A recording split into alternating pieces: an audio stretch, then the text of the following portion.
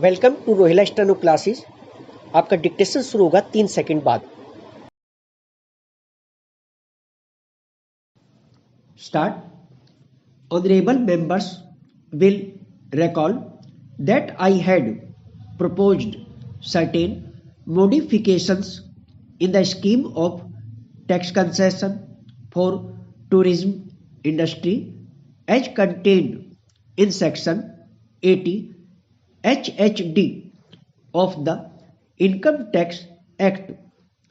Under the existing provisions, this concession is available only to approved hotels, approved tour operators and travel agents actually in receipt of payment from foreign tourists in convertible foreign exchange.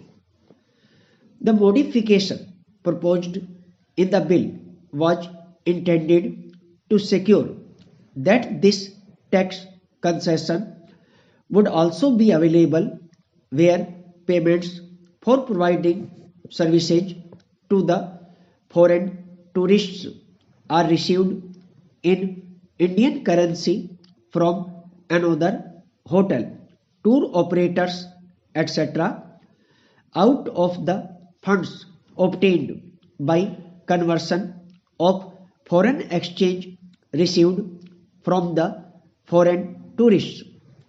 In the various representations received by me, it has been pointed out that under the proposal in the bill, the tour operators would stand to lose, recognizing the contribution made by the tour operators in attracting foreign tourists to this country.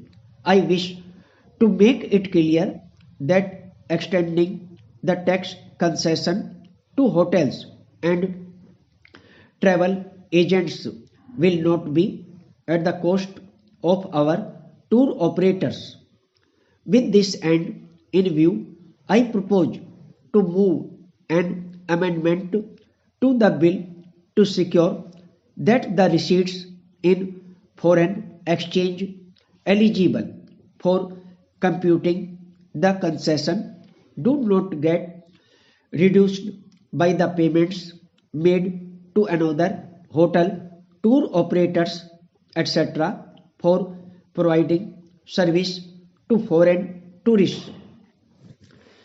Under a proposal in the bill, the tax concession available to Indian companies in relation to receipts of royalty, commission, fees and similar payments from a foreign source for export of technical know-how or rendering of services outside India is to be extended to the non-corporate resident taxpayers. I propose to further enlarge this tax concession and make it available to technical or professional services rendered from India to concerns abroad. This will, however, not cover cases where the technical or professional service is rendered to non-residents in India. I further propose to do away with the existing requirement of obtaining prior approval of the tax authorities in respect of agreements with the foreign concerns. Under an amendment to the Income Tax Act proposed in the bill, interests on sticky loans in the case of financial institutions and banks will be charged to tax only for the year in which interest is actually received or is credited to the profit and loss account, whichever is earlier.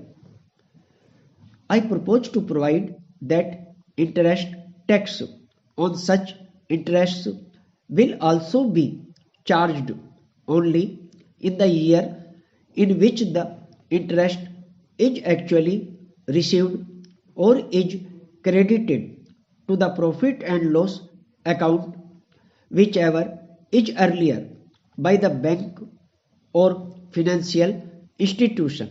Stop. दोस्तों, यदि dictation अच्छा लगा हो तो video को like करें, share करें और चैनल को सब्सक्राइब करके बेल आइकन अवश्य दबा दें ताकि लेटेस्ट वीडियो का नोटिफिकेशन आप तक तुरंत पहुंच सके।